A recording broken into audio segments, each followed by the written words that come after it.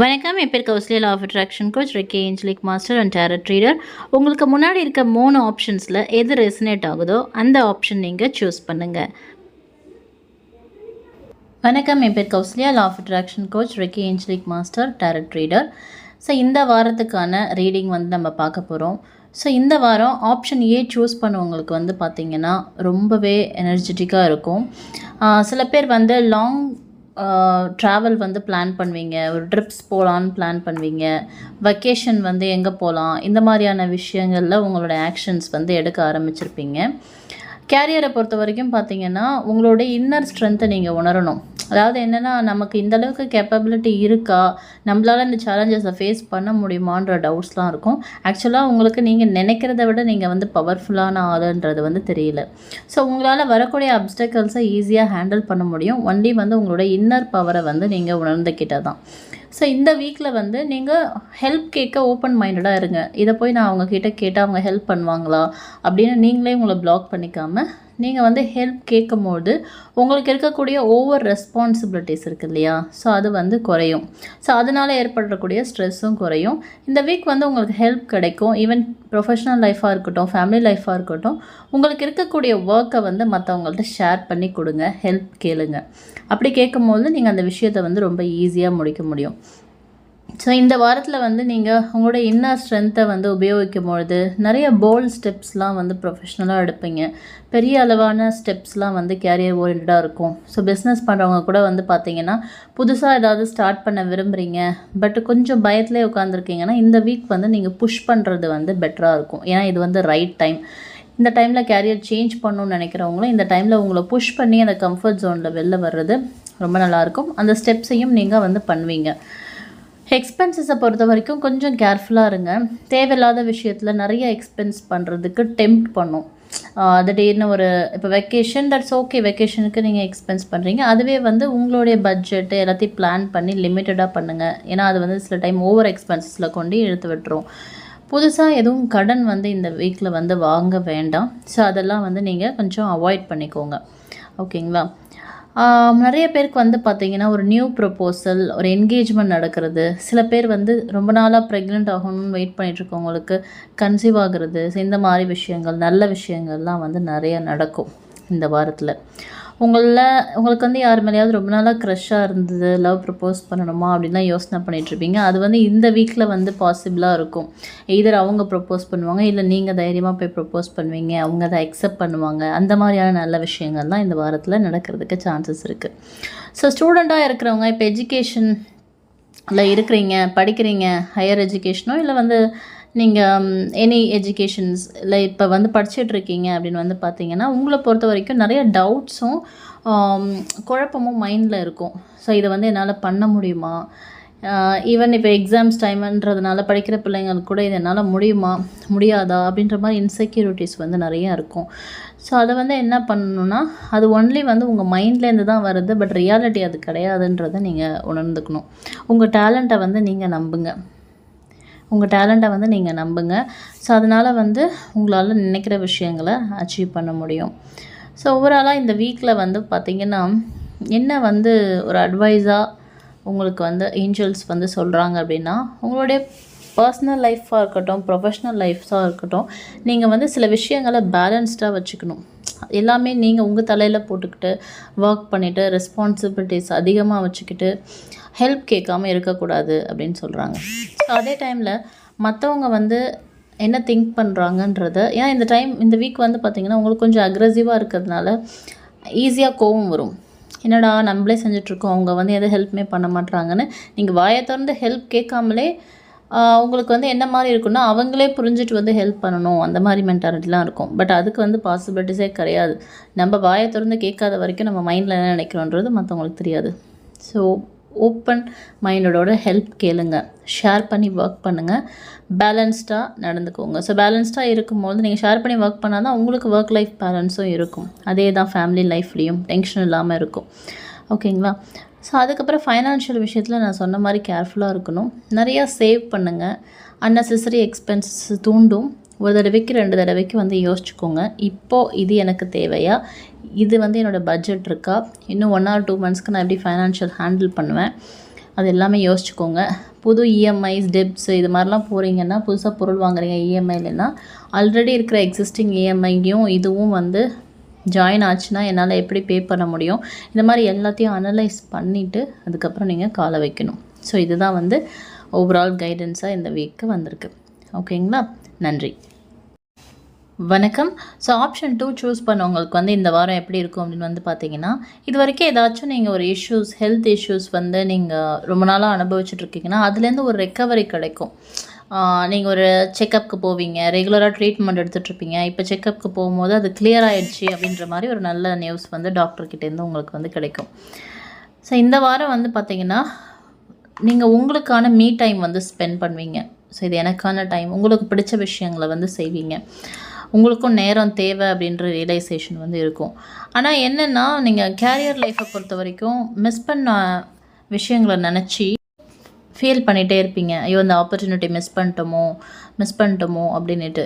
ஆனால் இந்த பிரபஞ்சம் யூனிவர்ஸோட கைடன்ஸ் கார்டில் என்ன வந்திருக்கு அப்படின்னா, நீங்கள் விட்டுட்டு போன ஒரு விஷயத்தை நினச்சி கவலைப்பட்டுட்டே இருக்காதீங்க. ஒரு ஆப்பர்ச்சுனிட்டி கிடைக்கல, ஒரு இன்டர்வியூவில் ரிஜெக்ட் ஆகிட்டீங்க, இல்லை நீங்கள் பார்க்குற வேலையில் ஒரு பர்டிகுலர் ப்ரொமோஷன் கிடைக்கலன்னா அதை நினச்சி நீங்கள் வருத்தப்பட வேணாம். நீங்கள் you are going and right பாத்தில் தான் போயிட்டுருக்கீங்க.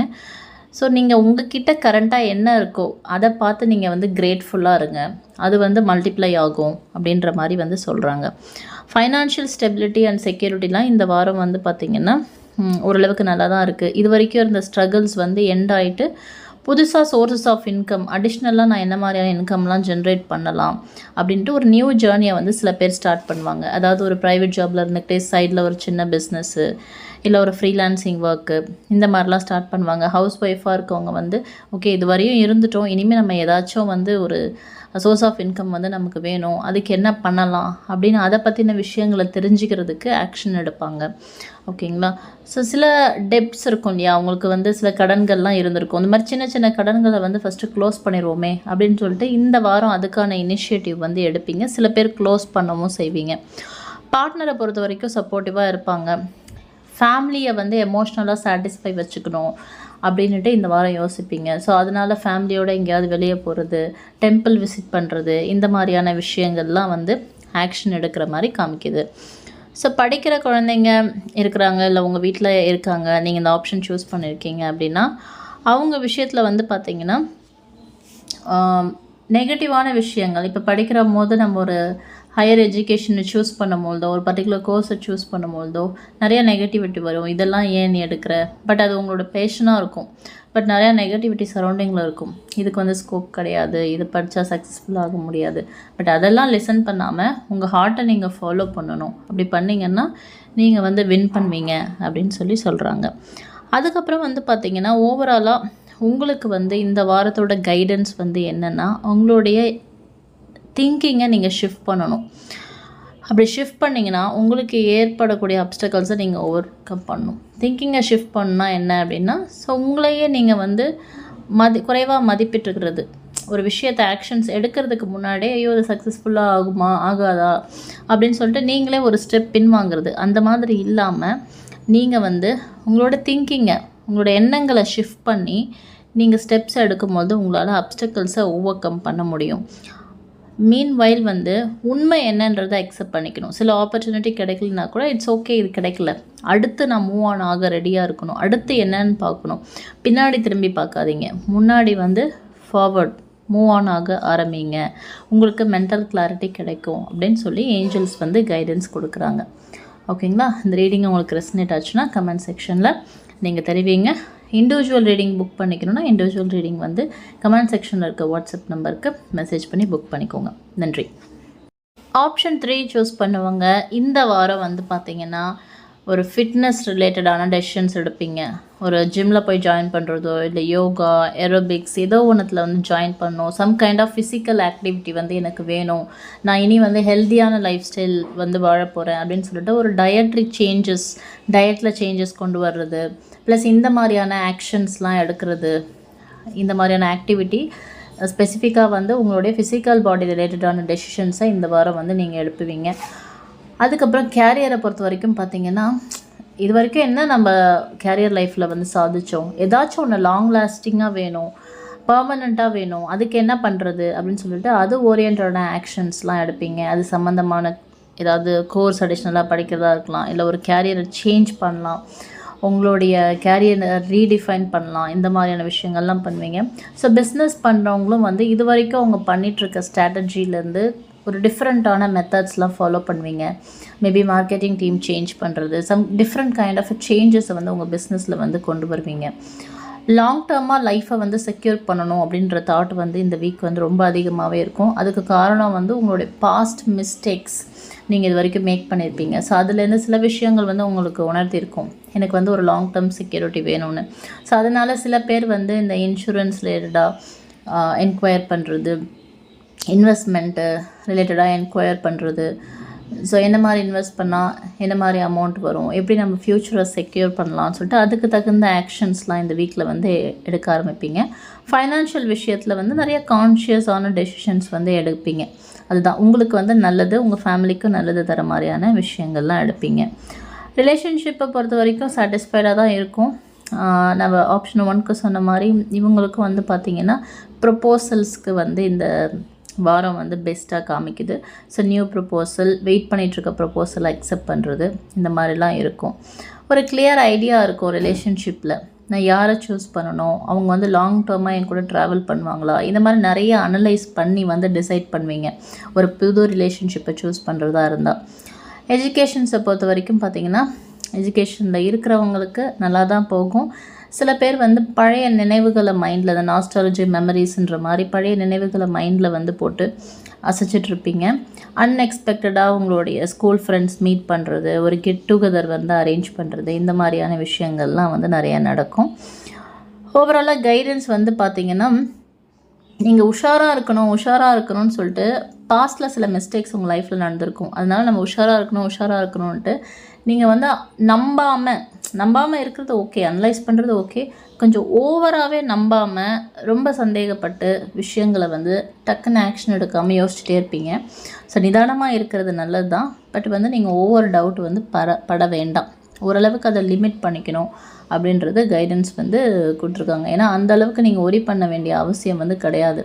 பட் உங்கள் மைண்டு வந்து நீங்கள் பாஸ்டில் ஏற்பட்ட நெகட்டிவான எக்ஸ்பீரியன்ஸ்னால் அப்படி டவுட் பட வைக்கும். யாரையும் வந்து ஈஸியாக நம்ப முடியாது. இன்வெஸ்ட்மெண்ட்ஸில் வரும்போது கூட இட்ஸ் ஓகே, இன்வெஸ்ட்மெண்ட் வரும்போது நீங்கள் அனலைஸ் பண்ணி தான் இன்வெஸ்ட் பண்ணணும். அதே டைமில் நீங்கள் ஓவர் டவுட் பட வேண்டாம் அப்படின்றது வந்து இந்த வீக்கில் வந்து கைடன்ஸாக கொடுத்துருக்காங்க. ஓகேங்களா? இந்த ரீடிங் ரெசனேட் ஆச்சுன்னா கமெண்ட் செக்ஷனில் தருவீங்க. இண்டிவிஜுவல் ரீடிங் வேணும்னா வாட்ஸ்அப் நம்பருக்கு மெசேஜ் பண்ணி இண்டிவிஜுவல் ரீடிங் புக் பண்ணிக்கோங்க. இந்த வீடியோ உங்களுக்கு பிடிச்சிருந்துச்சுன்னா லைக் பண்ணுங்கள், கமெண்ட் பண்ணுங்கள், ஃப்ரெண்ட்ஸ் அண்ட் ஃபேமிலி மெம்பர்ஸ்க்கு ஷேர் பண்ணுங்கள். இதான் ஃபஸ்ட் டைம் பார்க்குறீங்கன்னா சப்ஸ்கிரைப் பண்ணுங்கள், பெல் நோட்டிஃபிகேஷனில் ஆல் நோட்டிஃபிகேஷன் கொடுங்க. மீண்டும் ஒரு வீடியோவில் நான் உங்களை சந்திக்கிறேன். நன்றி.